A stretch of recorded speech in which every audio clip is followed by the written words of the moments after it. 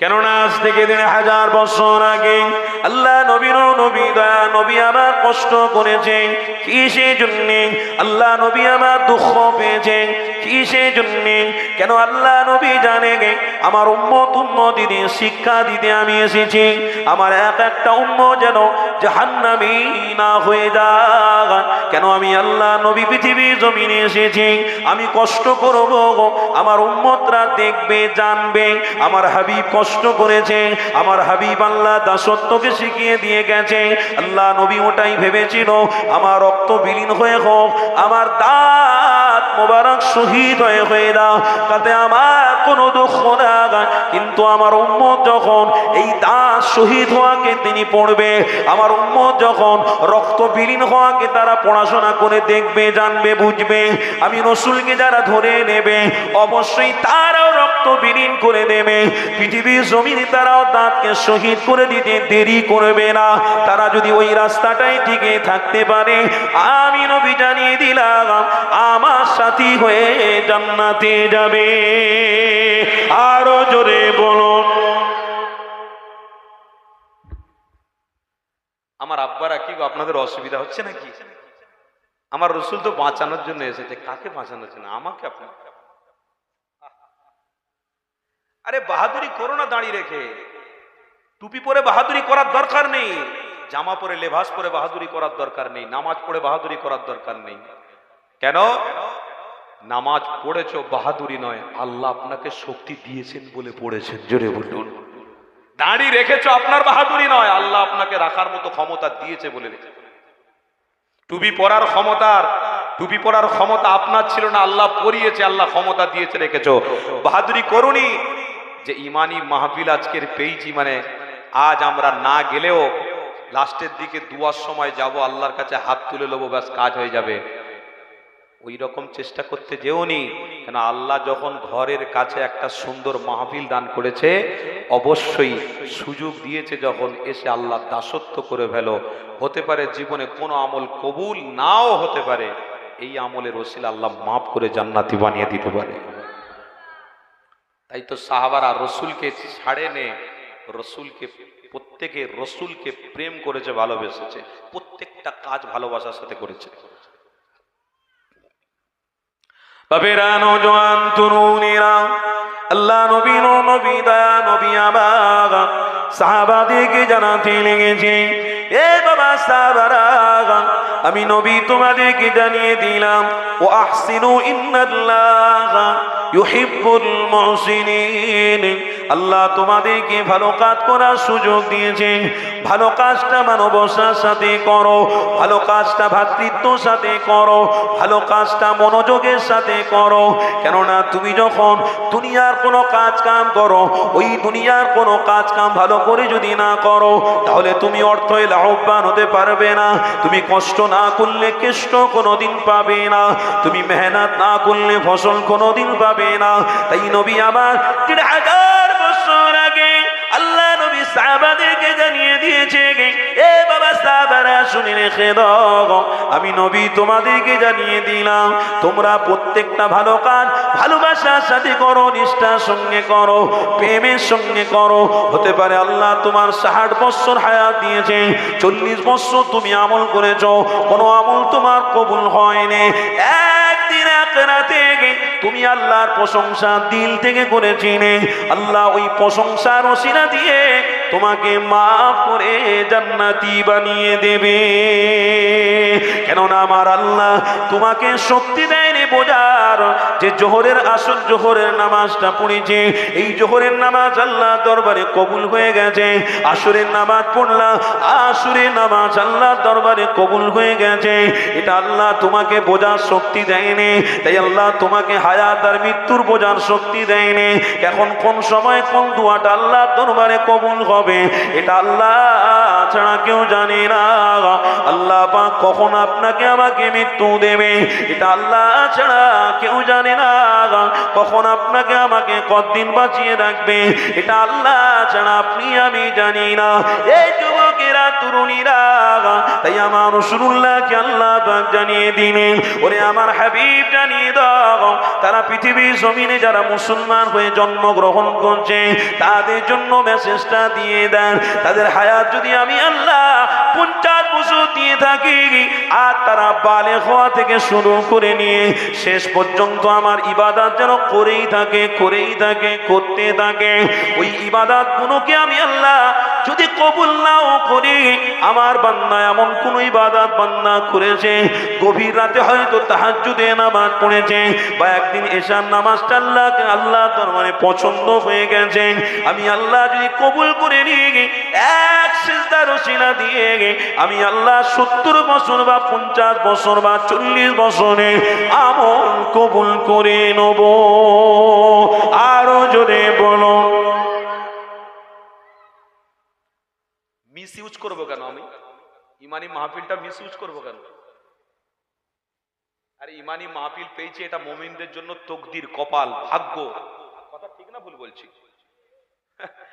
আপনি একটা নারীকে দেখার জন্য রাস্তায় ভ্যাল ভ্যাল করে দাঁড়িয়ে আছেন, নায়িকাকে, তার বেলা আপনার কোনো কষ্ট হয় না। যেখানে গান বাজনা হচ্ছে সেখানে দাঁড়িয়ে আপনার দেখতে মজা লাগছে, আপনার কোনো কষ্ট হয় না। আর ইমানি মাহফিল আপনার দরবারে, আপনার ঘরেতে, আপনার বাড়ির পাশে হচ্ছে, আপনি সেটাকে মিস ইউজ করলেন, মিস করে দিলেন, ছেড়ে দিলেন। হতে পারত আপনার জীবনে অনেক গুনাহ হয়েছে, অনেক নামাজ পড়েছেন, ইবাদত করেছেন, কিন্তু আজকের দিনে এই ধুলোতে বসার ওসিলা আল্লাহ মাফ করে দিতে পারত। কি কথা বুঝছেন না? এই ধুলোয় বসার ওসিলা দিয়ে আল্লাহ হয়তো আপনাকে মাফ করে দিতে পারত, ক্ষমা করে দিতে পারত, মিস ইউজ করলেন। আপনি জানেন পৃথিবীর জমিনে সব থেকে নিরাপত্তা জায়গা হলো ওটা যেখানে আল্লাহ তার রসুলের কথা হয়, জোরে বলুন সুবহানাল্লাহ। ওটা হলো নিরাপত্তার জায়গা, ওটা হলো সব থেকে সুন্দর জায়গা। কেন? ওই জায়গাতে আল্লাহর রহমতের ফেরেশতারা আনাগোনা করেন, জোরে বলুন সুবহানাল্লাহ। আজকের আমি দাড়ি রেখেছি, টুপি পরেছি, মাথায় জুব্বা পরেছি, ইমানি মাহফিল কায়েম হচ্ছে, আমার দেখা নাই। অথচ সে যে সব সময় খারাপ কাজ করে, অন্যায় কাজ করে, হারামের দিকে সব সময় থাকেন, তিনি প্রথম কাতারে এসে চুপ করে বসে আছেন, কোনোদিন নামাজ পড়েন, অথচ বসে আছে। কেন? সে বুঝতে পেরেছে এটা আমার জন্য একটা নাজাতের রাস্তা, আল্লাহকে খুশি করার জন্য একটা পথ। হ্যাঁ, আমি হয়তো মসজিদে যেতে পারিনি, হ্যাঁ আল্লাহর ঘরে হয়তো সময় মতো উপস্থিত দিতে পারিনি, আজকের আমার ঘরের কাছে আমভাবে একটা ইমানি মজলিস হচ্ছে, ওই মজলিসে আমি এসে বসেছি, আল্লাহ গো আপনার দাসত্বের জন্য এসে বসেছি, আল্লাহ কাউকে খুশি করার জন্য নয়। হ্যাঁ আমি মদখোর হতে পারি, আল্লাহ হারাম হয়তো ভুলে খেয়ে ফেলেছি, হ্যাঁ ঠিক আছে, কিন্তু ধুলোয় বসেছি। আল্লাহ আজকের দিনে আলেমরা আসবে, তাদের মুখের দিকে তাকাবো, জবান দিয়ে ভালো ভালো কথা শুনবো, এসেছি আপনাকে খুশি করার জন্য এখানে বসেছি। আল্লাহ আমার আল্লাহ তার দিলের ওই নিয়তটাকে কবুল করে আমার আল্লাহ তার জীবনের গুনাহকেও মাফ করে দিতে পারে। আসলে আমার আপনার চেষ্টা না থাকলে কি ঘর থেকে কমিটিটাকে ডেকে নিয়ে আসবে? আইনারে কমিটি কাজ করেছে ভালো, তারা জান্নাতি হবে, তা আপনারা জান্নাতি হবেন না? চেষ্টা করবেন না? তারা তো ভালো কাজ করেছে, তারা কি খারাপ কাজ? চাঁদা তুলেছে, পয়সা তুলেছে, এর দরে গেছে, ওর দরে গেছে, হুজুরদের ঘরে 1 বছর আগে থেকে দাওয়াত দিয়েছে, কোনো অন্যায় করেনি, তারা দাওয়াত দিয়ে সবাইকে নিয়ে সসম্মানে তাদেরকে তুলছে। এবার দায়িত্ব আপনাদের, ইমানি মাহফিল কে আছো, আসো, তার জবানটাকে ঠিক করতে মাহফিলে বসো। এই জবানে যদি একবার দরুদ পড়া হয়, আল্লাহ চাইলে কাল কিয়ামতের দিনে এই জবান আপনার জন্য জান্নাতের কারণ হয়ে যাবে। জোরে বলুন কে আছেন? আসুন, হেঁটে হেঁটে ইমানি মাহফিলে কদমটা রাখুন, আল্লাহ চাইলে কিয়ামতের দিনে এই কদম আল্লাহর কাছে সাক্ষী দেবে, আল্লাহ আমি ইমানি মাহফিলে গিয়ে বসেছিলাম, আল্লাহ এই বান্দাকে আপনি জান্নাতি বানিয়ে দেন। জোরে বলুন সুবহানাল্লাহ। কে আছো ইমানি মাহফিলে এসে বসো, এই হাতটা সাক্ষী দেবে, আল্লাহ এই হাত ইমানি মাহফিলে বসে বসে আল্লাহর দাসত্বের জন্য তুলেছিল, আল্লাহ একে জান্নাতি বানিয়ে দেন। কে আছো সৌভাগ্যবান, এসে আসো, এসে বসো ইমানি মাহফিলে। না হলে আমার আল্লাহ বলছেন, ফামাই ইয়ামাল মিসকাল যাররাতিন খায়রুন ইয়ারা ওয়া মাই ইয়ামাল মিসকাল যাররাতিন শাররান ইয়ারা। ওরে আমার বান্দা, আমি তোদের ভুল, আমি তোদের ভালো কাজ, আমি তোদের অন্যায় কাজ সব আমার কাছে খবর আছে, সব ব্যবস্থা যেদিন করব সেদিনে কেউ তোদের ছাড় দিতে পারবে না। আরে যে জমিনে বসে আছেন ওই জমিনের ভিতরে তো আপনাকে আমাকে দাফন, কথা বলুন হতে হবে না? হবে না, অবশ্যই হবে। তো এই জমিনে আপনি বসে আছেন ভালো কাজ করতে, আল্লাহ দাসত্ব করতে। এই জমিনে যে আপনি বসে আছেন, বিশ্বাস করুন এই জমিনে আপনি দাফন হবেন। আপনার জবান থেকে রসুলের দরুদ পড়েছেন, আপনার জবান থেকে আল্লাহ জিকির করেছেন, আল্লাহকে খুশি করার জন্য, লিল্লাহি রব্বিল আলামিন, কেবলমাত্র আল্লাহকে খুশি করার জন্য আপনি বসেছিলেন। বিশ্বাস করুন ওই মাটি আপনার জন্য মূল্যবান হয়ে যাবে। কেন? ওই মাটি আপনার জন্য রিসপেক্ট করবে। আহলান সাহলান মারহাবা, এসো। কেন? নবীর আশেকের লাশ আজকের আমার কাছে আসছে, তার মানে নবী এই মাটিতে তাশরীফ আনতে তাশরীফ আনছে। জোরে বলুন, আরো জোরে বলুন। রসুল এই জমিনে তাশরীফ আনছে, এই মাটিতে আসছে। কেন? রসুলের আশেক আসছে। সেই বুখারী শরীফের হাদিস। আমার আব্বারা, সেই মন মানসিকতা আজকের আমাদের নেই। বাবা, ঘর ছাড়তে পারলাম না। সারা দিন বাইরে ঘুরতে বলুন, সারা রাত বাইরে ঘুরতে বলুন, ঘুরে ঘুরে ঘুরে ঘুরে কি বলবো, শরীর খারাপ হয়ে যাবে। তাও ঘরে বসতে ভালো। আর এই ঘরে বসার অভ্যেস নেই বলে, বিবি বাচ্চার প্রতি লক্ষ্য নেই বলে ইমানি মাহফিলে একজড় হয়ে বসতেও ভালো লাগে না। শুধু মনে হয় কখনো হুজুরের সময় শেষ হবে, একটু উঠে যাবো, একটু কোমর পিঠ সোজা করে আসবো, আবার এসে বসবো। আবার মনে হবে যে ঘুম লাগছে, আর হুজুরের দরকার নেই, বাবা আখেরি মোনাজাত যিনি করবে করুক, আমি গিয়ে বাড়ি ঘুমিয়ে যাব। এক জায়গায় জড়ো করতে আর পারা গেল না, সে সময় আর নেই। আগেকার সময়ে মাহফিল হতো, মানুষের সমাগম ছিল আলাদা। আপনারা যদি প্রশ্ন করেন হুজুর মাহফিল তো অনেক বেড়েছে, তা মানুষের সংখ্যা আসবে কি করে? আরে ভালো কাজ যত বাড়বে তত ইমানের জজবা বাড়বে। মসজিদ যত বাড়বে তত ইমানের ঝান্ডা উত্তোলন হবে। মাদ্রাসা যত বাড়বে তত ইমানের ঝান্ডা আরো উঁচুই উঠবে। কেন? এক শ্রেণীর মানুষ, ফিলিস্তিনের যারা ইসরায়েলি মানুষ, ফিলিস্তিনকে ধ্বংসকারী যারা, তারা চিন্তা ভাবনা করছে যে এই ফিলিস্তিনকে কি করে দখল করে দেওয়া যায়। কেন? মসজিদে আকসা আমরা দখল করে নিলেই ব্যাস আমরা কামিয়াবি হয়ে যাব। কিন্তু মসজিদে আকসা তো তাদের বাবা খেলে তৈরি নয়। মসজিদে আকসা হলো আল্লাহর ঘর। জোরে বলুন সুবহানাল্লাহ। যেটা আল্লাহর ঘর, আল্লাহ রক্ষা করবে। তবে বান্দা, তুমি ইমানদার, তুমি ইসলামের জন্য কি করেছো এটা কিন্তু আল্লাহ দেখবে। তুমি ইসলামের জন্য কি করেছো এটা কিন্তু আল্লাহ দেখবে। আমাকে খুশি করার জন্য মসজিদকে ভালোবেসেছো, তো মসজিদের আল্লাহ, আমি আল্লাহ, আমার ঘর, মসজিদকে রক্ষা করার জন্য তুমি কি করেছো? তাই ফিলিস্তিনের বাচ্চা বাচ্চা শিশুরাও এক একবার বলে ওঠে আল্লাহুম্মা মসজিদাম, আল্লাহর ঘর সিনার মধ্যে আমাদের রয়েছে। হাজারো ইসরায়েলি আমাদের ধ্বংস করার চেষ্টা করুক, আমরা কোনোদিন ইসরায়েলের দাসত্ব করতে যাব না। কেন? আল্লাহর ঘর, যে আল্লাহ মালিক, সেই আল্লাহ দাসত্ব করে আমরা মরতে চাই। জোরে বলুন সুবহানাল্লাহ।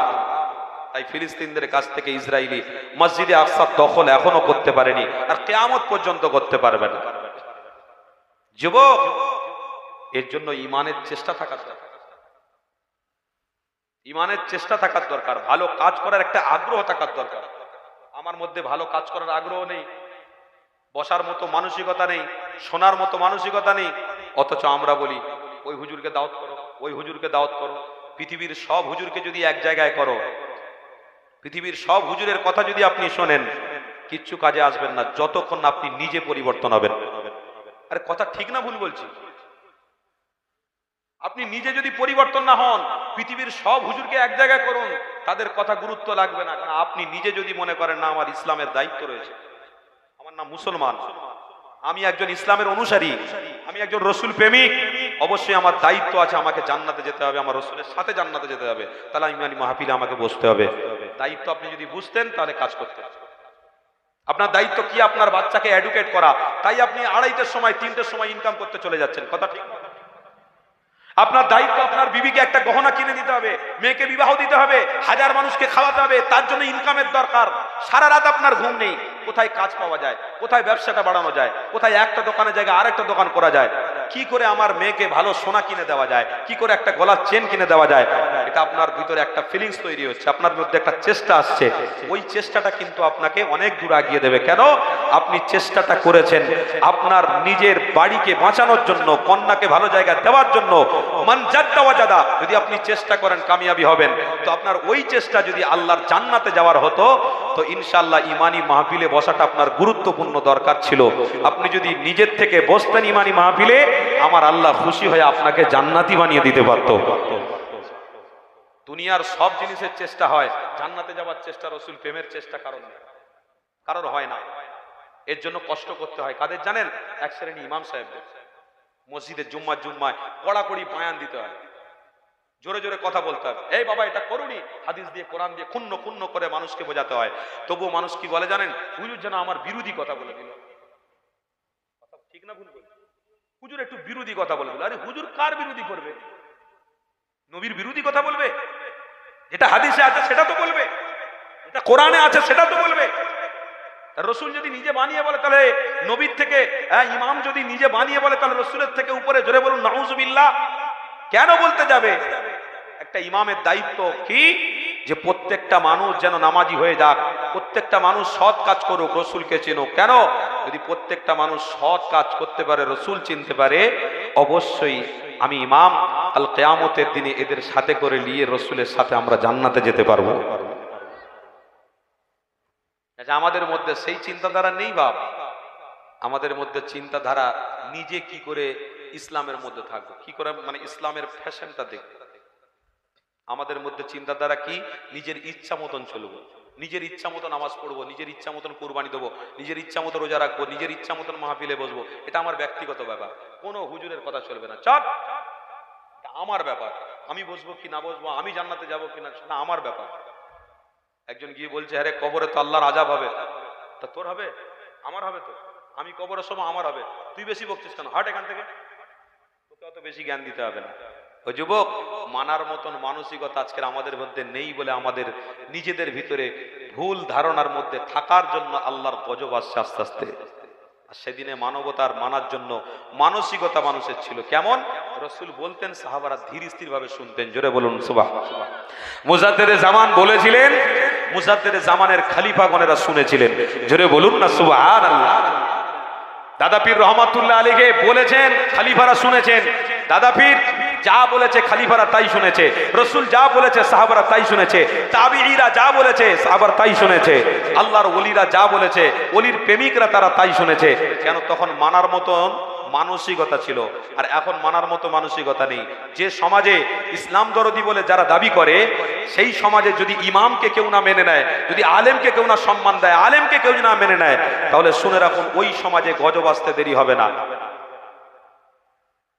কেন? সাহাবারা যেমন রসুলকে মেনেছে, তেমনি আপনাদেরকে ইমামকে মানতে হবে। হুজুরদের কথা শুনে, কথা বুঝছেন তো নাকি? না মানলে আমাদের লস, মানলে আমাদের তকদির খুলে যাবে। কেননা একটা হাদিস আমার মনে পড়ে গেল। আল্লাহ নবীর নবী আমার মক্কা জমিন ছেড়ে দিয়ে যখন মদিনা জমিনের দিকে আসতে লেগেছে, আল্লাহ নবী মক্কা জমিনের দিকে বারে বারে তাকাতে লেগেছে। এই ঘটনা আমরা সবাই জানি। তরুণীরা, আল্লাহ নবী আমার মক্কা জমিন ছেড়ে দিয়ে মদিনা জমিনের দিকে তাশরীফ আনলেন। আল্লাহ নবী সমস্ত আনসারী সাহাবারা, তার মাঝে মদিনার মানুষেরা আল্লাহ নবীকে পেয়ে বড় খুশি করতে লেগেছে, বড় আনন্দ করতে লেগেছে। কেন? আমরা নিজের হাতে চাঁদকে পেয়ে গেছি, আমরা মুহাম্মদ রাসূলকে পেয়ে গেছি, আমরা নিজেরা আল্লাহ জান্নাত পেয়ে গেছি। আরো জোরে বলুন, তরুণীরা, আব্বার আমার মায়েরা শোনো, এই হাদিসটার বর্ণনা আপনারা শুনেন। আল্লাহ নবী আমার মদিনা জমিনে যখন তাশরীফ আনলেন, মদিনার মানুষেরা আল্লাহ নবীকে পেয়ে খুশি করতে লেগেছে, আল্লাহ নবীকে পেয়ে আনন্দ করতে লেগেছে। আরে আমার রাসূলুল্লাহ মদিনার জমিনে এসে এতটা আনন্দ মদিনার মানুষ দেন, এতটা খুশি মদিনার মানুষ দেন, বলে বোঝানো যাবে না। কেন? আমার রাসূলকে দিলের মধ্যে প্রেম রেখেছিল, দিলের মধ্যে ভালোবাসা মানবতা দিয়ে প্রেম করেছিল, দিল দিয়ে করেছিল। তাই মদিনার মানুষের কাছে আমার রাসূলুল্লাহ বড় গুরুত্ব পেয়ে গিয়েছিল। এই যুবকেরা, আজও আমি আপনি মুহাম্মদ রাসূলুল্লাহর কথা শুনবার মতো মন মানসিকতা রাখার ইচ্ছা হয়, কিন্তু আমরা নিজেরা রাখতে পারি না। কেননা আমাদের নিজেদের মধ্যে এমন শয়তানি খেয়াল এসে গেছে, আমরা ইমানি মাহফিলে এসে আল্লাহ নবীর কথা শুনি না, আল্লাহ নবীর কথা শুনতে ভালো লাগে না। এটা আমাদের দুর্ভাগ্যের ব্যাপার, এটা আমাদের কপালের ব্যাপার গো। এই যুবকেরা, যুবকেরা আল্লাহ নবী নবী দয়া নবী আমার মদিনার জমিনে গিয়ে এতটা আনন্দ মানুষকে দিলেন। আল্লাহ নবী সাহাবারা সকলে আমার নবীকে ভালোবাসতে লেগেছে। কিন্তু এদিকে মক্কা জমিনেতে আল্লাহ নবীকে যারা ভালোবেসেছিল সেই সমস্ত মক্কা জমিনের সাহাবারা একদিন দুদিন তিন দিন হয়ে গেল আল্লাহ নবীর সাথে দেখা হয় না, আল্লাহ নবীকে দেখা পাওয়া যায় না। ওই মক্কা জমিনের সাহাবারা তারা আমার রাসূলুল্লাহকে খুঁজতে লেগেছে, কোথায় মুহাম্মদ, কোথায় নবী, কোথায় নবী। তারা পাগল হয়ে গেছে। ব্যবসা বাণিজ্য করতে ভালো লাগে না, তাদের কাজ কারবার করতে ভালো লাগে না, বিবিদের সাথে কথা বলতে ভালো লাগে না, বাচ্চাদের চোখের দিকে তাকাতে ভালো লাগে না। কেন? তারা মুহাম্মদ রাসূলকে দেখেছে, আল্লাহ নবীকে তারা দেখতো, আল্লাহ নবীর হাতে হাত দিত, আল্লাহ নবীর জবানের কথা শুনে তাদের দিলটা শান্তি হয়ে যেত। আরো জোরে বলো, এটাই কি বলে ঈমান? এটাই তো বলে ভালোবাসা, এটাই তো বলে প্রেম। কেননা সাহাবারা জানতেন আমার রাসূলুল্লাহকে ভালোবাসা এটা আমাদের জন্য ঈমান, আমার রাসূলকে প্রেম করা এটা আমাদের জন্য ঈমান। আমার রাসূলকে পেয়েছি মানে, হাবিবকে আমরা পেয়েছি মানে অবশ্যই আমরা জান্নাতি হয়ে গেছি। এই যুবকেরা আল্লাহ নবী সমস্ত মক্কা জমিনের সাহাবারা আমার রাসূলকে খুঁজতে খুঁজতে মক্কা জমিনে তারা তাশরীফ আনতে লেগেছে। আল্লাহ নবী দয়াল নবী মদিনা জমিনে রয়েছে, মক্কা সাহাবারা মদিনার দিকে ছুটে ছুটে আসতে লেগেছে। খবর পেয়ে গেছে আল্লাহ নবী মদিনার জমিনে রয়েছে, তারা মক্কা শরীফ ছেড়ে আস্তে আস্তে মদিনার দিকে আসতে লেগেছে। আল্লাহ নবী নবীর দিকে সবাই এসেছে, আল্লাহ নবীর সাথে দেখা করেছে। নবী আবার জিজ্ঞাসা করতে লেগেছিল, এ বাবা মক্কা জমিনের মানুষেরা তোমরা কেন মদিনাতে আসলে, কিসের জন্য আসলে? আল্লাহ নবী সাহাবারা বলেছিলেন, ইয়া রাসূলুল্লাহ হাবিবাল্লাহ, যিনাকে দেখলে মনে শান্তি হতো, যিনাকে দেখলে জীবন ধন্য হয়ে যায়, যিনাকে প্রত্যেক দিন দেখলে ব্যবসায় বাড়ে, ব্যবসায় রুজি রোজগার বাড়তো, যিনাকে প্রত্যেক দিন দেখলে দিল দিমাগ শান্তি হতো, সেই নবী মক্কা জমিনে নাই। আমাদের মন মানসিকতা ভালো না, তাই রাসূলুল্লাহকে খুঁজতে খুঁজতে আমরা মক্কা জমিন ছেড়ে দিয়ে মদিনার জমিনের দিকে এসে গেছে। আল্লাহ নবী তখন জিজ্ঞাসা করেছিল, এ বাবা মক্কা জমিনের সাহাবারা তোমরা ঘর বাড়ি ছেড়ে কি চলে এসেছো? ইয়া রাসূলুল্লাহ হাবিবাল্লাহ, আমরা ঘর বাড়ি অর্থ জমি জায়গা সব কিছু ছেড়ে দিয়ে আপনার কাছে এসে গেছে। আল্লাহ নবী পরীক্ষা করতে লেগেছে, দেখি কেমন আমাকে ভালোবাসে। আল্লাহ নবী তখন বলতে লেগেছে, এ বাবা সাহাবারে, তাহলে তোমরা কি মক্কা জমিনে আজ যাবে না? আল্লাহ নবীর সাহাবারা বলেছিলেন, ইয়া রাসূলুল্লাহ, ইয়া হাবিবাল্লাহ, আপনি যতদিন না মক্কা জমিনে যাবেন ততদিন আমরা মক্কা জমিনে যাব না। আরো জোরে বলুন, এ যুবকেরা, এ নওজোয়ান তরুণীরা, কেমন ঈমান একটু লক্ষ্য রাখো, কেমন ঈমান তেনাদের ভিতরে ছিল একটুখানি লক্ষ্য রাখো। আল্লাহ নবী নবী আমার ওই সাহাবাদেরকে জিজ্ঞাসা করতে নিয়েছে, বাবা সাহাবারে, তোমাদের জমি জায়গা দখল হয়ে যাবে, তোমাদের বিবি বাচ্চা সব দখল হয়ে যাবে। আল্লাহ নবী দয়া নবীর কথা শুনে সাহাবারা জানিয়েছিলেন, ইয়া রাসূলুল্লাহ হাবিবাল্লাহ, আপনার জবান থেকে আমরা শুনেছি, দুনিয়া ফাইন্নাহা লাইসা বিদারি মাকাম ওয়ালা তাতমাউ ফি দুনিয়া ওয়ালা খালাতুম আল-ফাআমিন ওয়াসুগু ইলাল্লাহ। আপনি নিজে জবানে বলেছেন, এ বাবা সাহাবারে, দুনিয়া জমিন তোমাদের জন্য চিরজীবনের নয়। এই পৃথিবীর জমিনে তোমরা এসেছো আল্লাহর মেহমান হয়ে, আবার পৃথিবীর জমিনে একদিন আল্লাহর ডাকে সাড়া দিয়ে চলে যেতে হবে, পৃথিবীর জমিন ছেড়ে দিতে হবে। পৃথিবীর জমিন চিরজীবনের জন্য নয়, পৃথিবী তোমার বাবা কিনে সম্পত্তি নয়, পৃথিবী আমার মায়ের তৈরি করা নয়, পৃথিবী আমার আব্বার তৈরি করা নয়, পৃথিবীর কোনো সায়েন্সে নয়, পৃথিবীর কোনো রাজা বাদশাহ তৈরি করা নয়। এই পৃথিবীর জমিন একমাত্র আল্লাহ পাক বানিয়েছে। তরুণীরা শুনে রেখে নাও, আল্লাহ নবীর মক্কি সাহাবীরা বলতে লেগেছিল, ইয়া রাসূলুল্লাহ হাবিবাল্লাহ, আপনার জবান থেকে শুনেছি এই দুনিয়া জমিন চিরজীবনের নয়। অনেক মানুষ এসেছে, অনেক মানুষ দুনিয়া জমিন ছেড়ে চলে গেছে, অতএব আমরাও থাকবো না দুনিয়া জমিন ছেড়ে। আজ না হয় কাল চলে যাব, অবশ্যই দুনিয়া জমিনে দৌলত ইনকাম আদি টাকা পয়সা কিছু নিয়ে যেতে পারবো না, একমাত্র আমাদের সাথী করে নিয়ে যেতে আমরা পারবো, তিনি অন্য কেউ নয়, তিনি হলেন মুহাম্মাদুর রাসূলুল্লাহ। আরো জোরে বলুন।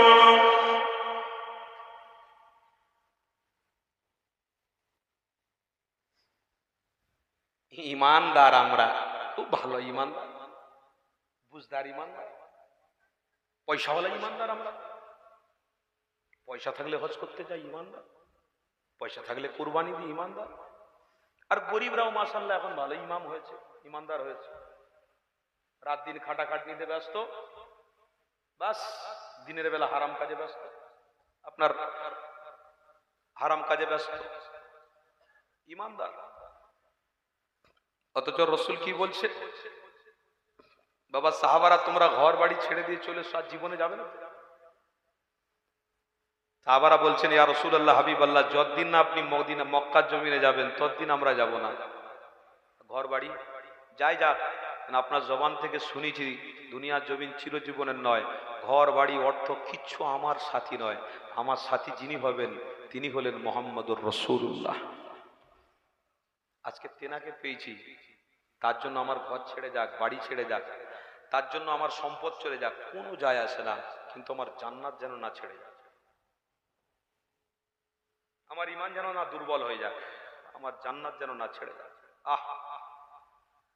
বাপ এসব কথা বললেন না, নবীর কথা বললে সত্যি আমাদেরও সেন্স ঠিক থাকে না, খুব কষ্ট হয়।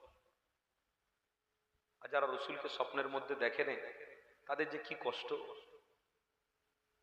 কিভাবে তারা ভালোবেসেছে, তারা একটাই বুঝেছে, সম্পদ আমার আসল নয়, আসল হলো রসুল, আসল হলো নবী।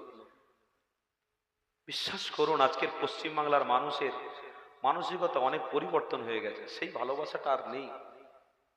যদি ভালোবাসা থাকতো, বিশ্বাস করুন প্রত্যেকটা মানুষ ইসলামের মাপকাঠির উপরে তারা চলতো, মাপকাঠি টপকে যেত না, শরিয়তের টপকে তারা চলার চেষ্টা করছে। আচ্ছা, প্রত্যেকটা জিনিস হারাম কাজের ভিতরে লিপ্ত হচ্ছে, প্রত্যেকটা জিনিস ইসলামকে জবাই করা হচ্ছে, শরিয়তের জানাজার বার করা হচ্ছে, সুন্নাতের জানাজার বার করা হচ্ছে, জবাই করা হচ্ছে। না হলে সমাজে এই ঘটনা ঘটে, একজন 10 মাসের বাচ্চাকে বাড়ির ভিতরে রেখে দিয়ে মা কোনোদিন পর পুরুষের সঙ্গে বেড়াতে যায়, সেই বাচ্চাটা বাড়ির ভিতরে তোড়পে তোড়পে তোড়পে তোড়পে মারা যায় না খেতে পেয়ে। তার মানে এখানে কি বোঝা যায়, আজকের পৃথিবীর জমিনে মানুষ কেউ কারণ নয়, আলামত কিয়ামতের। কেন? কিয়ামতের দিনেও কেউ কারোর, কথা বলুন, কিয়ামতের দিনে কেউ কারো হবে না, পৃথিবীর জমিনেও কেউ কারণ নয়। সুযোগ পেলেই সব কোপ মারে, সুযোগ পেলেই কোপ মারবে, সে আপনার নিজের ভাই হোক আর রক্ত হোক, যাই হোক না কেন, সুযোগ পেলেই মারবে। সামান্য স্বার্থ কোনো জায়গায় থাকলেই আপনাকে আঘাত দেবে। কিন্তু এই মানবতা, এই মানসিকতা আমার রসুল কিন্তু প্রতিষ্ঠিত করতে আসেনি বাপ, আমার রসুল প্রতিষ্ঠিত করতে এসেছিল যে প্রত্যেকটা ভাই ভাইয়ের সঙ্গে ভালোবাসা, ভ্রাতৃত্ব বজায় রাখুক। কেন? আমি রসুল পৃথিবীর জমিনে যারা ভ্রাতৃত্ব নিয়ে চলে, আমি রসুল আমার সুন্নতটা তারা আদায় করবে। আজকে দেখুন, বাড়িতে শান্তি নেই, না স্বামী স্ত্রীতে, না ভাই ভাই, না চাচা ভাইপো, না বাপ বেটায়। কি গো, কথা ঠিক না? বলবো দুনিয়ার আলামত, কিয়ামতের আলামত দুনিয়ার জমিন আল্লাহ দেখিয়ে দিচ্ছে। সত্যি কিয়ামতে কেউ কারো হবে না, দুনিয়াতেও কেউ কারো। কিন্তু পৃথিবীর জমিনে আপনাকে সাবধানতা অবলম্বন করে চলতে হবে, আর রসুলের সুন্নতের উপরে চলতে হবে। কিয়ামতের দিনে আপনার আপন মোহাম্মদ রসুল হবে, কিন্তু পৃথিবীর জমিনে সেই রসুলের সুন্নতের উপরে আমল থাকলে তবে তো নবী আপন হবে, না হয় কি করে রসুল আপন হবে?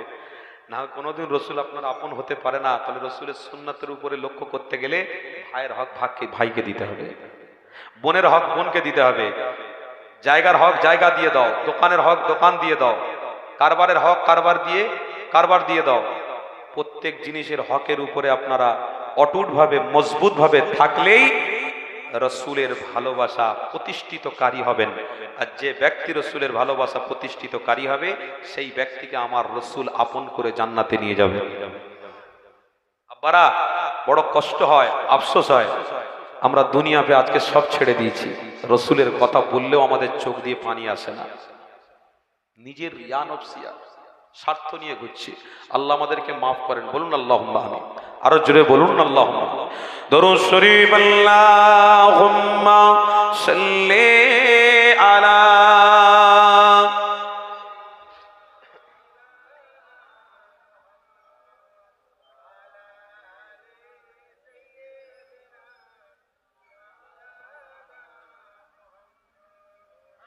फलक पर चाँद जैसा है, नबी का नाम ऐसा है।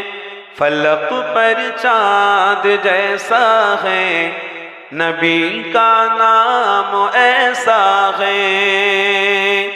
दिलों से गम मिटाता है, मोहम्मद नाम ऐसा है। जरे बोलून ना सुभान। फलक पर चाँद जैसा है, नबी का नाम ऐसा है। दिलों से गम मिटाता है, मोहम्मद नाम ऐसा है। ए दिल जब गम के मारा हो, मोहम्मद याद आते हैं।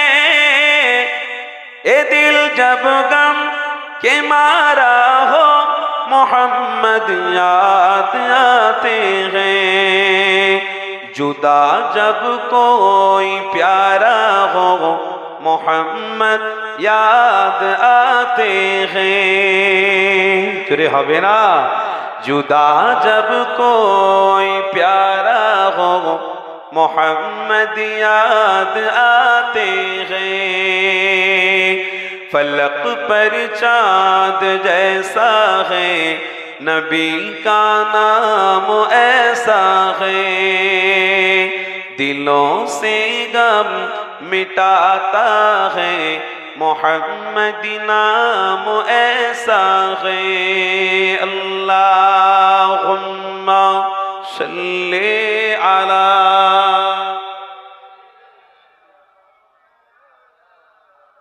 मोहम्मद।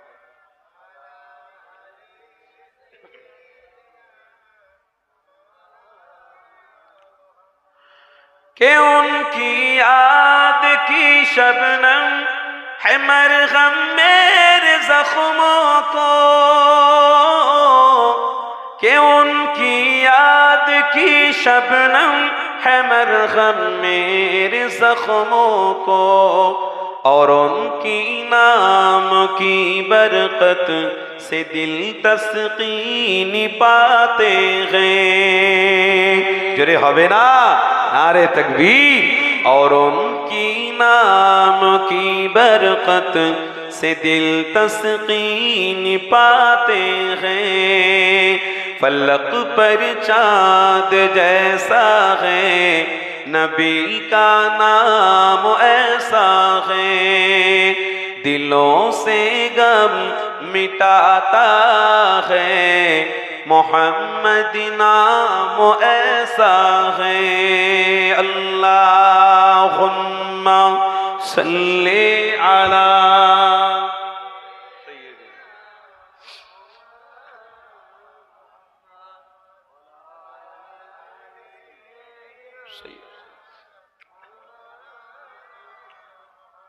किसी का दिल दुखाओ ना, सताओ खल्क बारी को। किसी का दिल दुखाओ ना, सताओ खल्क बारी को। मेहरबानी का हर रास्ता मदीने को ही जाते हैं। जरे हवे ना। मेहरबानी का हर रास्ता मदीने को ही जाते हैं। किसी का दिल दुखाओ ना सताओ खल्क बारी को, किसी का दिल दुखाओ ना सताओ खल्क बारी को। मेहरबानी का हर रास्ता मदीने को ही जाते हैं। जरे হবে ना, मेहरबानी का हर रास्ता मदीने को ही जाते हैं। फलक पर चाँद जैसा है नबी का नाम ऐसा है। दिलों से गम मिटाता है मोहम्मदी नाम ऐसा है। ला इलाहा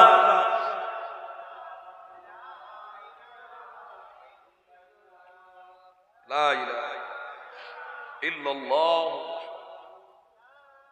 मुहम्मदुर रसूल।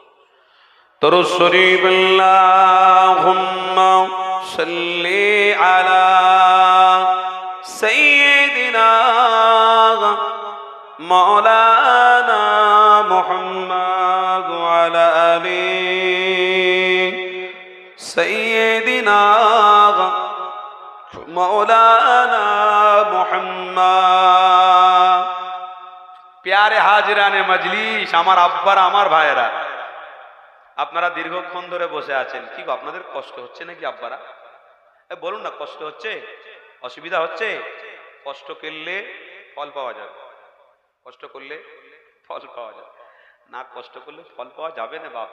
হাজার কোমরের যন্ত্রণা আমার হলেও কিন্তু এই মাহফিল ছেড়ে যাওয়া যাবে না। কেন? হযরতে আবু তালহা যখন তীর লেগেছিল হাজার কষ্ট হয়েছিল, কিন্তু আহাত আহাত আল্লাহ এক বলা ছাড়েনি। জোরে বলুন। ইমানি মাহফিলে হাজার কষ্ট হলেও ইমাম যখন দরুদ পড়াবে, যখন খতিব দরুদ পড়াবে, যখন কোনো আলেম দরুদ পড়াবে, তখন আপনাকে দরুদ পড়তেই হবে। যখন জিকির করাবে অবশ্যই জিকির আপনাকে করতেই হবে। হযরতে বেলালকে আঘাত দেওয়া হয়েছিল, কিন্তু হযরতে বেলাল আহাত আহাত আহাত আল্লাহ এক আল্লাহ এক আল্লাহ এক ছাড়েনি। জোরে বলুন সুবহানাল্লাহ। জীবনে অনেক কষ্ট হয়েছে, আমাদের জীবনে, আপনার জীবনে কি কষ্ট হয়েছে বলুন তো দেখি। আপনারা নামাজ পড়তে যান, কেউ আপনাকে বাধা দেয়? নামাজ পড়ার জন্য আপনারা কেউ শহীদ হয়েছেন নাকি? নামাজের জন্য কেউ শহীদ হয়েছেন? রোজার জন্য কেউ শহীদ হয়েছেন? কিসের জন্য মরেছেন বলুন তো? জমি জায়গার জন্য মরে গেছে। খবর নিয়ে দেখুন, হিংসা করে মরে গেছে। ভাই ভাই এত দ্বন্দ্ব লেগেছে, এত দ্বন্দ্ব লেগেছে, নিজে ঘর থেকে ছুরি বার করে বন্দুক বাড়লে আরেক ভাইকে মেরে ফেলে। নিজে এত রাগান রেগে গেছে, নিজে ঘর থেকে বেরিয়েছে, বাপের বুকেতে ছুরি লেগিয়ে বলেছে, মেরে ফেলে দেবো, এই সম্পত্তি আমাকে দিতে হবে আব্বা, ছোট ভাইকে দেওয়া যাবে না। ছোট ভাই ওদিকে বন্দুক বার করলে এসে বাপকে ঠেকাচ্ছে, বড় ভাইকে দেওয়া যাবে না, সব আমাকে দিতে হবে। বেচারা বাপ জন্ম দিয়ে যে কি বিপদের মধ্যে পড়েছে সে নিজেই বুঝতে পারছে। শরিয়াতের কাজ করতে গিয়ে এত মানুষ আছেন, কই বলুন আপনাকে কেউ আঘাত দিয়েছে? ইমানি মাহফিলে আসার জন্য কেউ আপনাকে বাধা দিয়েছে বলুন? খোলা আকাশের নিচে ইমানি মাহফিল হচ্ছে, এত মানুষ ঘুরছে, এত মানুষ ঘুরছে, এত মানুষ বাড়িতে রয়েছে, ইমানি মাহফিলে আসতে পারছে না। তার মানে তাদের দিলটাকে শয়তান কখন চুরি করে নিয়ে দিমাগ থেকে মোহাম্মদ রসুলের প্রেম থেকে তাকে দূরে সরিয়ে দিয়েছে। আমেরিকার মুসলমানদের উপরে অত্যাচার এখনো হয়, আপনি জানেন? ইংল্যান্ডের মুসলমানদের উপরে এখনো অত্যাচার হয়, মায়ানমারে মুসলমানদের উপরে এখনো অত্যাচার হয়, থাইল্যান্ডের মুসলমানদের উপরে এখনো অত্যাচার হয়, আফ্রিকার মুসলমানদের উপরে এখনো অত্যাচার হয়। আপনি জানেন? আমেরিকার একজন মুসলমান মসজিদে যাচ্ছে, তাকে স্পটে গুলি করে মারা হয়েছে। তবুও তার জবান থেকে বেরোচ্ছে লা ইলাহা ইল্লাল্লাহু মুহাম্মাদুর রাসূলুল্লাহ। ও আগে জান্নাতে যাবে না? আপনি আগে জান্নাতে যাবেন? ঘরে বসে বসে রুটি খাবেন, আপনি আগে জান্নাতে যাবেন? অত সোজা। সর্বপ্রথম আপনি ভুল কাজ করেছেন, আজকের ইমানি মাহফিলে আপনি অ্যাটেন্ড দিতে পারেন, উপস্থিতি হতে পারেননি, এটার জন্য আল্লাহর কাছে কৈফিয়ত দিতে হবে, কোনো কথা চলবে না। এটার জন্য আল্লাহ হিসাব লেবেই লেবে, আমি বলে দিয়ে গেলাম, আল্লাহ হিসাব লেবেই লেবে। সম্পত্তির হিসাব তো লেবে লেবে, জমি জায়গার হিসাব তো লেবে, যৌবনের হিসাব তো লেবে, কিন্তু আজকের দিনে ইমানি মাহফিলে যে আপনারা আসেননি যারা যারা, এই কোট কিন্তু আল্লাহর কাছে পৌঁছে গেছে। কেন? দুই কাঁধেতে দুটো ফেরেশতা আল্লাহ নির্ধারিত করেছে, যেটা কোরআনের ভাষায় কিরামান কাতিবিনা ইয়ালামুনা মা তাফআলুন ইন্নাল আবরারা লাফি নাঈম ওয়া ইন্নাল ফুজ্জারা লাফি জাহিম। এ যুবক, তুমি ইয়ারকি তামাশা ঠাট্টা করে তোমার জীবনটাকে পার করছো, তুমি জানো না যে তোমার দুটো কাঁধে আল্লাহর একটা একটা করে ভালো লেখক আর খারাপ লেখক ফেরেশতা রয়েছে। সব খবর আল্লাহর কাছে কোট হচ্ছে। তুমি ইমানি মাহফিলে আসুনি কেন? আল্লাহর কাছে হিসাব দিতে হবে। আপনি কোথায় যাবেন? কোন জান্নাতে যাবেন? কোন জান্নাত? জান্নাতটার নাম বলুন। একটা নাঈম, জান্নাতুল ফিরদাউস, জান্নাতুল কাউরুব, কোনটায় যাবেন আপনি? কোন জান্নাতে যাবেন? 8টা জান্নাত আছে, কোনটায় যাবেন? সাথে করে বাস যাবে, বুঝতে পেরেছেন তো? সাথে করে বাস যাবে। কি বলছে কি? কি বলছে কি? এ বাবু কি বলছো? জান্নাতে যাবে না? হ্যাঁ, তো নবীর উম্মত সবাই যাওয়ার জন্য আসেনি, কি করতে এসেছে? মুড়ি আর চপ খেতে এসেছে? হ্যাঁ, তাহলে এক কাজ করো, মুরগির রাং খাও আর কাবাব খাও, শরীরটাকে তাজা করো, কবরে মার খাওয়ার জন্য রেডি হও, শরীরটাকে আচ্ছা করে বানাও। কবরে লাশ যাবে, ওদিকে ফেরেশতারা রেডি হয়ে আছে, আলহামদুলিল্লাহ, কোনো চিন্তা নেই বাপ, মারের শেষ থাকবে না, ধুলো উড়ে যাবে, ধুলো। দুনিয়ার মাঠ দেখেছো শুধু বোমের আওয়াজ, আরে এক আকাশের বিদ্যুতের আওয়াজে সব তো কাঁপুনি শুরু হয়ে যায়, এক আকাশের গুম করে আওয়াজে কাঁপুনি শুরু হয়ে যায়। সামান্য তোর বোম রেখে দিকে যা ঘরে। আরে যে আল্লাহ বোমের আওয়াজের থেকে অতি আওয়াজ বার করতে পারে, তো কবরে আল্লাহ তোমার সঙ্গে আমার সঙ্গে কি না কি করতে পারে।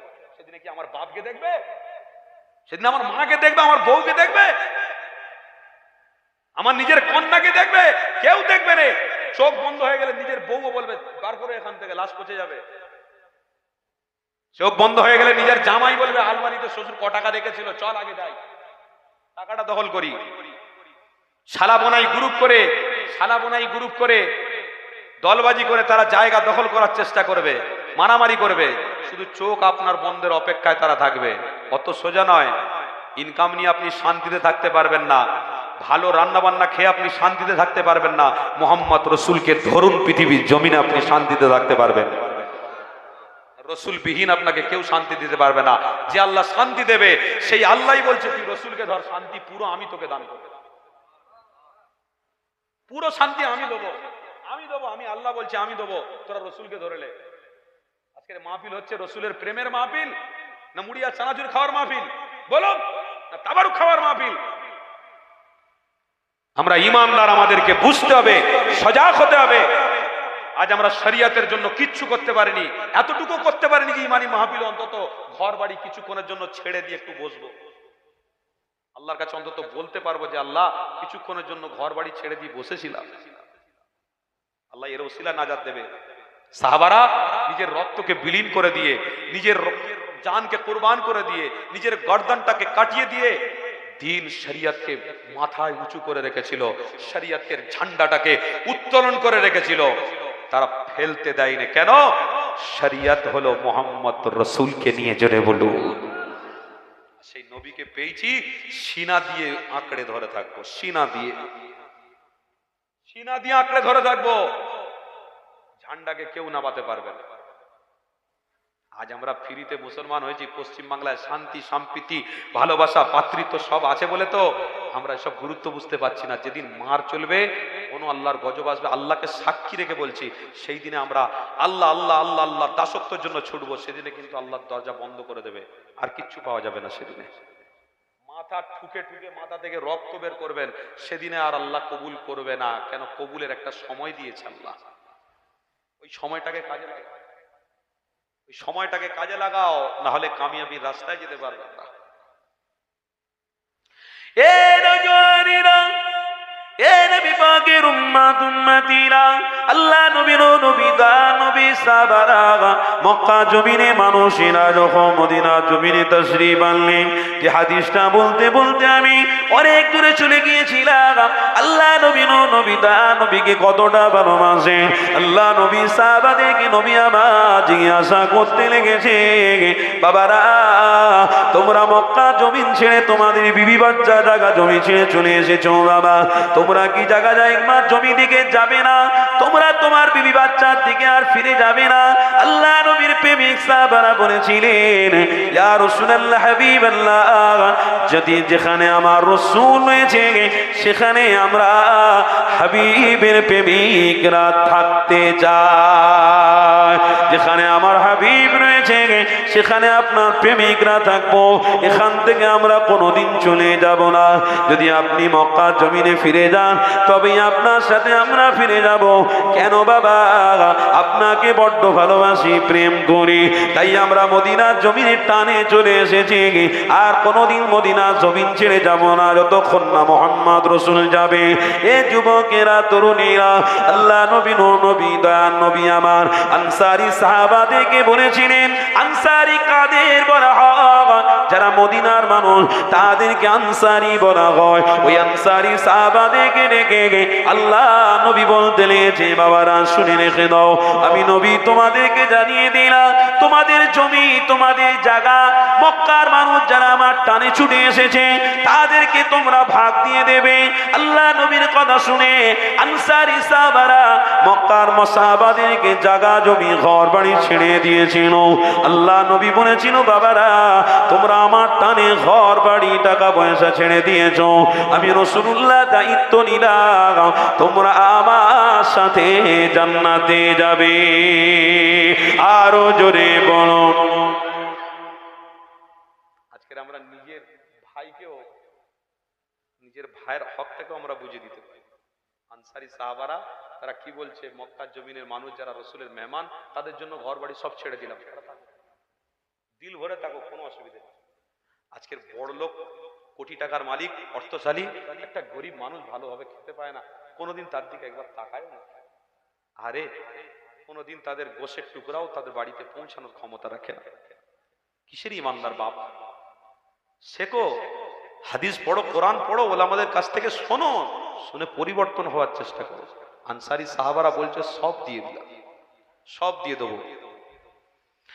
এ নওজওয়ানেরা, এ নবী পাকের উম্মত উম্মতিরা, আল্লাহ নবী আমার মদিনার জমিনে দাঁড়িয়ে দাঁড়িয়ে সাহাবাদেরকে মেসেজ দিয়েছিলেন, এ বাবা সাহাবারা, আমি নবী তোমাদেরকে জানিয়ে দিলাম, তোমরা যারা মুহাম্মদ রাসূলকে ধরে রেখেছো, তোমরা যারা নবীর প্রেমেতে যা কিছু করছো কর্মকাণ্ড রাসূলের ভালোবাসায়, আমি নবী তোমাদের ফেলে কোনোদিন জান্নাতে যাব না।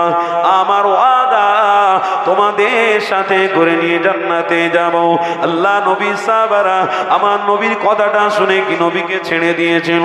আল্লাহ নবী সাহাবারা জান্নাতের কথা শুনে আরো আমার রাসূলের সাহাবারা অগ্রগতি হয়েছিল, আরো আমার রাসূলের সাথে প্রেম আরো বাড়িয়ে দিয়েছিলেন।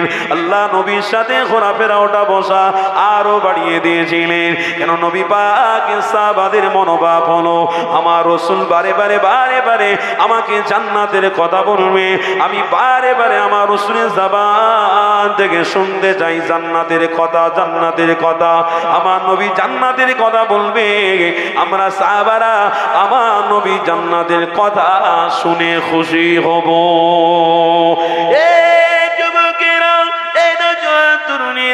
কেমন প্রেম আপনাদেরকে একটু শুনিয়ে দিই। আল্লাহ নবী দয়ার নবী আমার মদিনার জমিনে দাঁড়িয়ে রয়েছে, মদিনার জমিনের মানুষদের ঘরে বলতে নিয়েছে, এ বাবা সাহাবারা শুনে রেখে দাও, আমি নবী তোমাদের কাছে একটা আবদার রাখবো, এই আবদারটা তোমাদের পুরা করতে হবে। কেননা আমি নবী যখন মক্কা জমিনে ছিলাম পানি অনেক সুন্দর ছিল।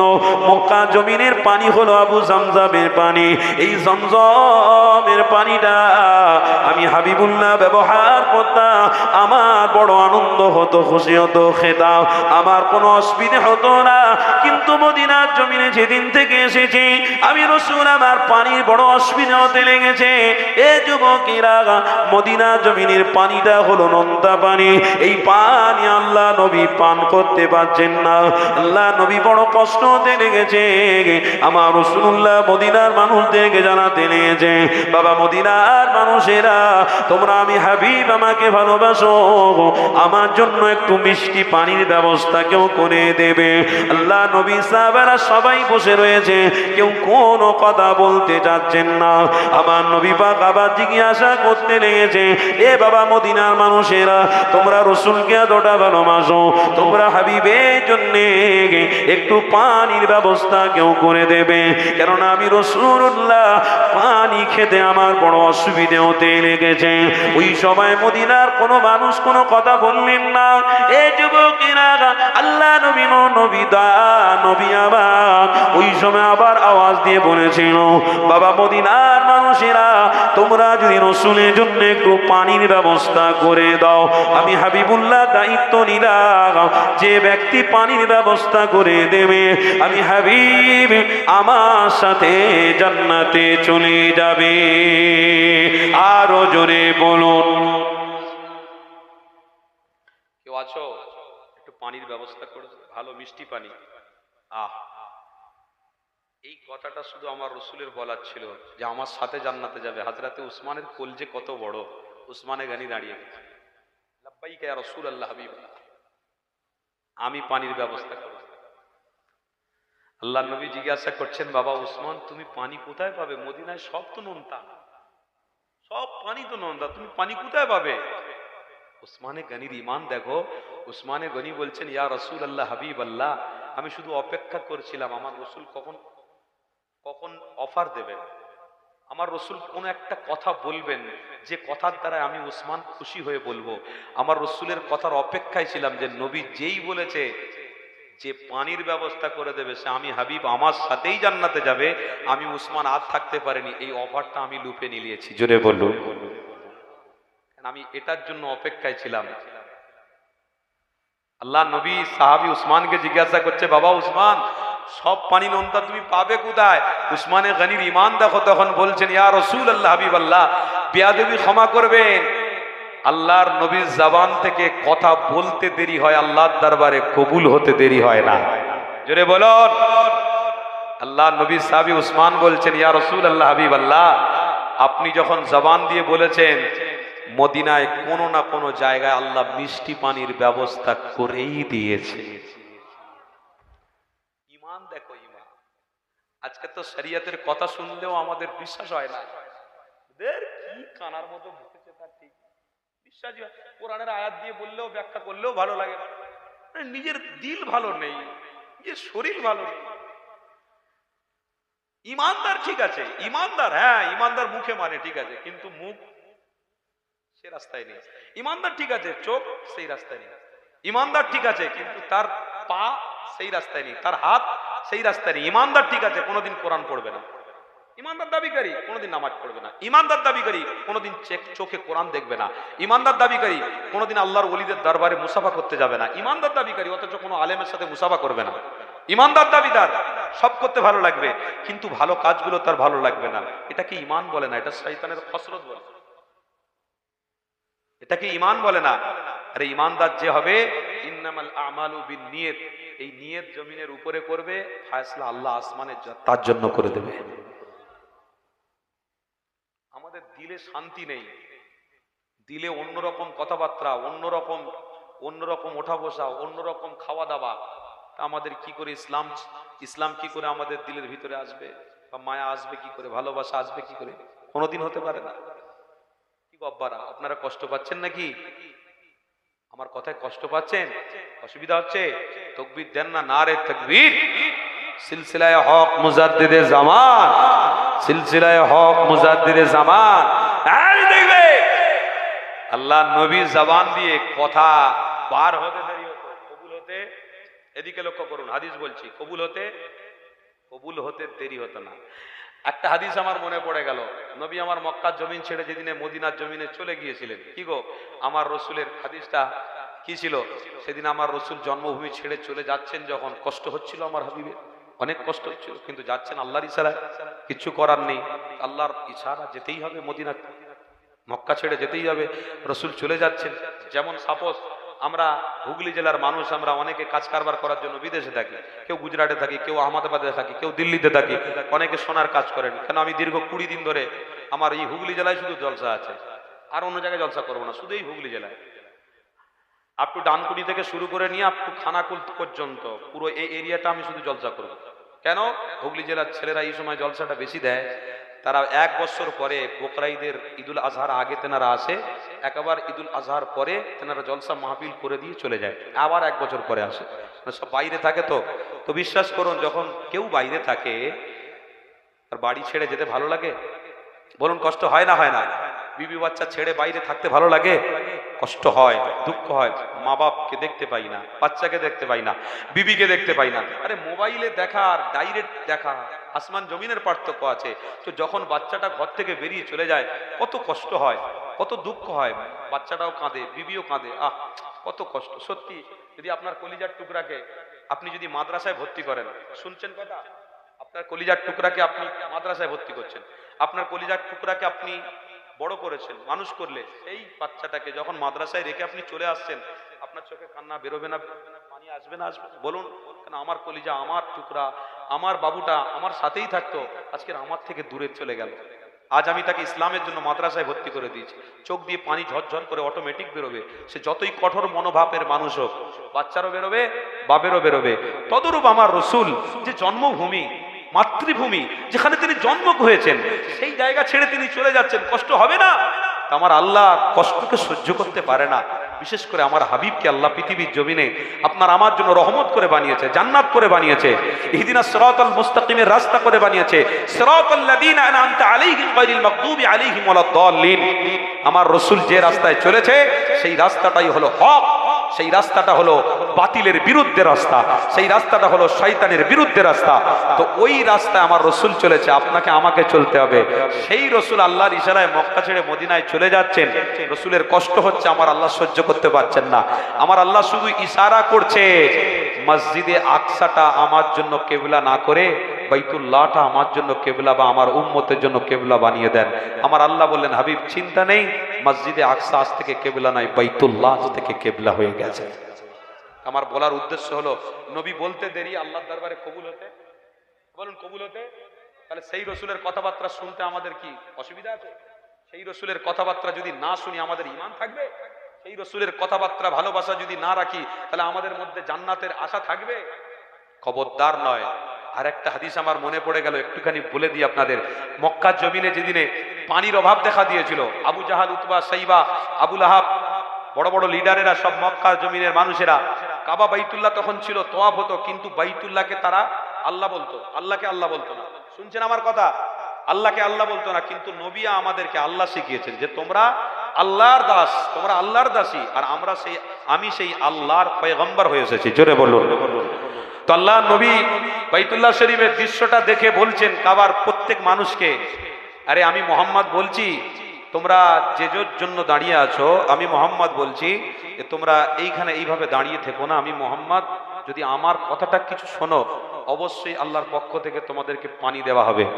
ওই মক্কার কিছু কিছু বড় বড় পয়সাওয়ালা লিডাররা মেনে নিতে পারছে না, কি ছোট বাচ্চা কি বলে, হট এখান থেকে, তাড়িয়ে দিল। নবী আমার চলে গেলেন, কিন্তু নবী তো মায়ার নবী, দয়ার নবী, নবী আমার সহ্য করতে পারছেন না। আরে পানি নেই, না পানি পেয়ে সবাই মরে যাচ্ছে, না পানি পেয়ে সব অভাবগ্রস্ত হয়ে যাচ্ছে, অসুবিধার কারণে চলে যাচ্ছে, অসুবিধা ফিলিংস তৈরি হচ্ছে। তো নবী আমার আবার ফিরে এসে মক্কার জমিনে প্রত্যেকটা মানুষকে বললেন, বাবা তো আমার কথা তোমরা শোনো, পানির ব্যবস্থা হবে, একটু আমার কথা শোনো। তো কিছু কিছু মানলো আর কিছু কিছু মানলো না। যারা মানলো তারা রসুলের কথা শোনার জন্য অগ্রহ। নবী বললেন, তোমরা আমাকে নিয়ে কাবা বাইতুল্লাহ শরীফের দরওয়াজার কাছে দাঁড় করিয়ে দাও, দরওয়াজার কাছে দাঁড় করিয়ে দাও। আর সবাইকে বলছি, তোমরা, আমি নবী আমার সামনের দিকে এসো, কেউ পিছনের দিকে নয়। মানে নবী আমার বাইতুল্লাহ শরীফের দরওয়াজার সামনে দাঁড়িয়ে আছেন। যেমন ইমাম সাহেব যখন নামাজ পড়ান, কাবা বাইতুল্লাহ শরীফের দিকেই থাকেন, কিন্তু যখন ঘুরে আপনাদের দিকে হন, কি হয়, ইমাম আপনাদের দিকে মুখ করলে আপনারা সামনে হয়ে যান, কথা ঠিক না বলি? ইমামের সামনে থাকেন, কেন মুখটা আপনাদের দিকে, ইমাম কিন্তু সবার আগে। তো আল্লাহর নবী ওই রকম মক্কার জমিনে দাঁড়িয়ে আছেন, সবাইকে বলছেন তোমরা সরে এসো, কেউ কাবা বাইতুল্লাহ শরীফের আগে যাবে না, সব পিছনে আসো। হাদিসের মধ্যে আছে আল্লাহ পাক জিবরাইল ফেরেশতাকে দেখাচ্ছেন, এই জিবরাইল আমার রসুলকে দেখ আমি কেমন নবী করে বানিয়েছি, দেখ আমার রসুলকে যারা যারা এই রকম ভাবে ইমাম বলে মেনে নেবে আমি আল্লাহ তাদেরকে আমার রসুলের সাথী করিয়ে জান্নাতি বানিয়ে দেবো। আজও আমরা ইমানদার রসুলকে ইমাম বলে মানি, কথা ঠিক? আরে সমস্ত পয়গম্বরের থেকে যে মোহাম্মদ রসুলকে আল্লাহ এতটা মর্যাদাপূর্ণ নবী বানিয়েছে, তো সেই নবীর মাকাম, সেই নবীর মর্যাদা কি আমরা ছোট করে দিতে পারবো? সেই নবী থেকে আমরা সরে যেতে পারবো? কোনোদিন নয়। যে সরবে সে ধ্বংস হবে, যে সরে যাবে সে লাঞ্ছিত হবে, অপমানিত হবে, কিন্তু ইসলাম বা নবী লাঞ্ছিত হবে না। আমার আব্বারা, আমার ভাইয়ের, আল্লাহর নবী বললেন সবাই সামনের দিকে আসো। আল্লাহ নবী কাবা বাইতুল্লাহ শরীফের উপরে রয়েছেন। ওই সময় সবাই যখন সামনের দিকে, তখন শুধু আল্লাহর নবীর এই মুখ মোবারকটা ইশারা করেছে আসমানের দিকে। আল্লাহর নবীর এই মুখ আসমানের দিকে যেতে দেরি হয়েছে, পুরো বাইতুল্লাহ শরীফে আল্লাহ পানি দিতে দেরি করেন, জোরে বলুন। ওই জন্য বলে মুস্তাফার কদর তোমাদেরকে বুঝতে হবে, মুস্তাফাকে চিনেছে বুঝেছেন তিনি যিনি আল্লাহ, জোরে বলুন সুবহান। আমার আব্বারা ভাইরা, সেই মুস্তাফা জানে রহমতকে ভালোবাসতে হবে। আসলকে ধরুন, নকলের পিছনে ছুটে কোনো লাভ হবে না। আল্লাহ আমাদেরকে হেফাজত করেন, জোরে বলুন আল্লাহুম্মা আমিন, আরো জোরে বলুন আল্লাহুম্মা আমিন। আমার আব্বারা ভাইরা, সাবধান সতর্কতা অবলম্বন করুন। আল্লাহ পাক যে রাস্তা আমাদের দিয়েছেন ওই রাস্তার উপরে আমরা টিকে থাকবো, বলুন ইনশাআল্লাহ, আরো জোরে বলুন না ইনশাআল্লাহ। বাবেরা, নওজোয়ান, তরুণেরা, এ নবী পাকের উম্মত উম্মতিরা, যে কথা বলছিলাম ওই কথা দিকে আবার ফিরে যায়। এ নওজোয়ানেরা, আল্লাহ নবী নবী দয়া নবী আমার হযরত উসমানে গনি এমন কথাটা বললেন, এই কথাটাই হাদিসটা বলছিলাম। হযরত উসমানে গনি হুজুর আমার আল্লাহ নবীকে বলতে লেগেছেন, আপনার মুখ থেকে কথা বলতে দেরি, আল্লাহ দরবারে কথা কবুল হতে দেরি হয় না। এই যুবকেরা, তরুণীরা, হযরত উসমানে গনি বলতে লেগেছে, ইয়া রাসূলুল্লাহ, হাবিবাল্লাহ, কোন না কোন জায়গায় এই মদিনা জমিনে মিষ্টি পানির ব্যবস্থা আল্লাহ করে দিয়েছে, আপনার কথাটাকে আল্লাহ পাক কবুল করে নিয়েছে। আল্লাহ নবী তখন উসমানকে বললেন, বাবা উসমানে, তুমি যদি পানির ব্যবস্থা করে দিতে পারো, আমি নবী আমার সাথে তোমার জান্নাতে যাওয়া হবে। তুমি যদি পানির ব্যবস্থা না করো, তুমি আমার সাথে জান্নাতে যেতে পারবে না। আল্লাহ নবী সাহাবী ইমানি বিশ্বাস কতটা, তিনি উটের উপরে সওয়ারি হয়ে গিয়ে ওই মদিনার জমিনগুলো ঘুরে ঘুরে দেখতে লেগেছেন। মদিনার সমস্ত কুয়ার পানিগুলো নিজের হাতে পরীক্ষা করতে লেগেছে। আল্লাহ নবী প্রেমিক হযরত উসমান মদিনার প্রত্যেকটা কুয়ার পানিগুলো পরীক্ষা করতে করতে করতে হঠাৎ করে একটা কুয়ার সামনে হযরত উসমানে গনি হুজুর আমার দাঁড়িয়ে গেলেন। ওই কুয়াতে পানিটা নিয়ে যেই না মুখে লাগিয়েছে, আল্লাহ নবীর কথাতে ওই কুয়ার পানিটাকে আল্লাহ মিষ্টি বানিয়ে দিয়েছেন। এ যুবকেরা, এ তরুণেরা, আল্লাহ নবী নবী দয়া নবী প্রেমিক সাহাবী হযরত উসমানে গনি আলহামদুলিল্লাহ বলে উঠলেন, রব্বুল আলামিন, আল্লাহ আমার হাবিবের কথা আপনি কবুল করেন, এটা আমার অনেক আগে থেকে বিশ্বাস আছে। আল্লাহ নবী নবী জবান দিয়ে বলেছিলেন, তাই মদিনার কোনো না কোনো কুয়ার পানি মিষ্টি হয়ে গিয়েছে, আমি উসমান আমি ওই কুয়ার পানিটা পেয়ে গেছি। ওই কুয়ার মালিককে তিনি খুঁজতে রেখেছেন, কেন কুয়াটাকে খরিদ করে নেবেন। এই যুবকেরা, আব্বারা, তরুণীরা, হযরত উসমানে গনি ওই কুয়ার মালিককে খুঁজতে খুঁজতে দেখতে পাওয়া যায় একজন বৃদ্ধা মহিলার কাছে গিয়ে হযরত উসমানে গনি খবর পেয়ে গিয়ে ওই বৃদ্ধা মহিলার কাছে বলতে লেগেছে, এই কুয়ার পানিটা আমি খরিদ করে নেব, এই কুয়াটাকে আমি উসমান খরিদ করে নিতে চাই। ওই বুড়ি আম্মা বলেছিল, এ বাবা রে, এই কুয়ার পানিটা তুমি খরিদ করতে পারবে না, এই কুয়াটা তুমি খরিদ করতে পারবে না। কেন? অনেক টাকা দিতে হবে, অনেক পয়সা দিতে হবে। ওই সময় উসমানে গানি বলেছিলেন, ও গো মা, কত টাকা দিতে হবে আপনি একবার জবান দিয়ে বলেন। উসমান দিতে রেডি রয়েছে। হযরত উসমানের কোন কথাটা শেষ ছিল, ওই সময় বুড়ি আম্মা জান বলেছিলেন, বাবা ছেলে রে, 1 লক্ষ দিরহাম টাকা দিতে হবে। 1 লক্ষ দিরহাম টাকা দেওয়াটা মুশকিলের ব্যাপার, অনেক কষ্টের ব্যাপার। এই যুবকেরা ওই সময় হযরত উসমানে গানিকে ওই বুড়ি আম্মা জান চিনতে পারেন কে উসমান, যে উসমানের এত এত টাকা আল্লাহ নবীর কদমে তিনি হাজির করে দিয়েছিলেন। সমস্ত সাহাবাদের থেকে উসমানে গানির অনেক অর্থ ছিল, অনেক মাল ছিল। আল্লাহ নবী যখন উহুদের যুদ্ধের কথা বললেন, খান্দাকের যুদ্ধের কথা বললেন, খায়বারের যুদ্ধের কথা বললেন, হযরত উসমানে গানিকে বলেছিলেন, এ বাবা উসমান, সমস্ত উটের খাবারের ব্যবস্থা তোমাকে করতে হবে, সবাই ঢালের ব্যবস্থা তোমাকে করতে হবে। আল্লাহ নবীর সাহাবী উসমান বলেছিলেন, ইয়া রাসূলুল্লাহ, ইয়া হাবিবাল্লাহ, আমার সব অর্থ আপনার কদমে আমি হাজির করে দেব। কেননা আমি এটাই চাই, আমার রাসূলের কদমে যদি আমার অর্থগুলো আমি হাজির করে দিতে পারি, কাল কিয়ামতের দিনে বিনা হিসাবে জান্নাতে চলে যাব। এই যুবকেরা, তরুণীরা, সেই উসমানে গানি হুজুর আমার 1 লক্ষ দিরহাম টাকা নিয়ে ওই বুড়ি আম্মাকে দিয়ে দিলেন। ওই বুড়ি আম্মা জান লিখে দিলেন, এই কুয়াটাকে আল্লাহ নবীর জন্য খরিদ করে নিলেন। হযরত উসমানে গনি আল্লাহর কাছে শুকরিয়া আদায় করে বললেন, আলহামদুলিল্লাহ। এই যুবকেরা, হযরত উসমানে গনি হুজুর আমার ওই কুয়ার ব্যাপারে সবকিছু রাজি করে নিয়ে আল্লাহ নবী দরবারে হাজিরা দিলেন। আল্লাহ নবী দরবারে এসে সালামটুকু দিয়ে দাঁড়িয়ে রয়েছে। আল্লাহ নবী বলতে লেগেছে, এ বাবা উসমানে, তুমি আমার জন্য কুয়ার পানি কি ব্যবস্থা করেছো? তুমি আমার জন্য কি পানির ব্যবস্থা করেছো? হযরত উসমানে গানি জানিয়েছিলেন, ইয়া রাসূলুল্লাহ, হাবিবাল্লাহ, আমার ওই দিনেই বিশ্বাস হয়েছিল, যেদিন আপনার জবান থেকে কথা বেরিয়েছিল, ওই দিনে আমার বিশ্বাস এই মদিনার জমিনে কোনো না কোনো কুয়ার পানিটা আল্লাহ মিষ্টি বানিয়ে দিয়েছে।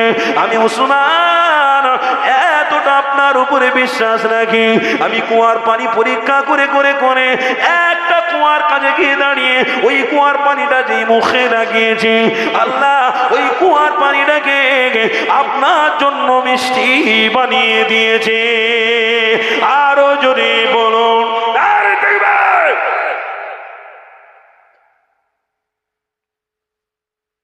সেই সময় হযরতে উসমানে গনি রাদিয়াল্লাহু তাআলা আনহু বলছেন, হুজুর খরিদ করে লিয়েছি, কিনে লিয়েছি, পানি কিনে লিয়েছি। আল্লাহর নবী বলেন, বাবা কত টাকা নিল? হুজুর 1 লক্ষ দিরহাম টাকা লিয়েছে। হ্যাঁ, অনেক টাকায় বাবা, তুমি আমাকে ভালোবাসো, তুমি আমাকে মহব্বত করো খুব। জি, আমার মনে বড় আশা ছিল যে আপনার সাথে জান্নাতে যাব, আমি এই চেষ্টার মধ্যে ছিলাম। হুজুর, আজকের আমি ধন্য হয়ে গেছি আপনার জন্য একটা পানির ব্যবস্থা করে দিতে পেরে। কেন? আমার রসুলের কথাটা সত্য, আমি উসমান জান্নাতে আপনার সাথে যাব, এটাও সত্য। জোরে বলুন, আরো জোরে বলুন। আমার আব্বারা ভাইরা, জান্নাতের যাওয়ার আশা আছে তো নাকি? আরে বলুন না, আছে তো? যেতে গেলে শর্ত আছে। কি শর্ত? পৃথিবীর জমিনে দুঃখ যতই আসুক, কষ্ট যতই আসুক, আর যতই আল্লাহ মাল দাওলাত দুক, মোহাম্মদ রসুলকে ভোলা, বলুন ভোলা যাবে? ভুলে যাবেন নাকি? আমার আব্বারা খবরদার কোনোদিন ভোলা যাবে না। তাই সাবধানতার সঙ্গে চলতে হবে। আপনারা অনেকক্ষণ ধরে বসে আছেন তো অস্থিরতা ভাব হচ্ছে, উঠে দাঁড়ান তো, একটু সালাম পড়বো। মোহাম্মদের সব উঠে দাঁড়ান। এ নবী সালাম।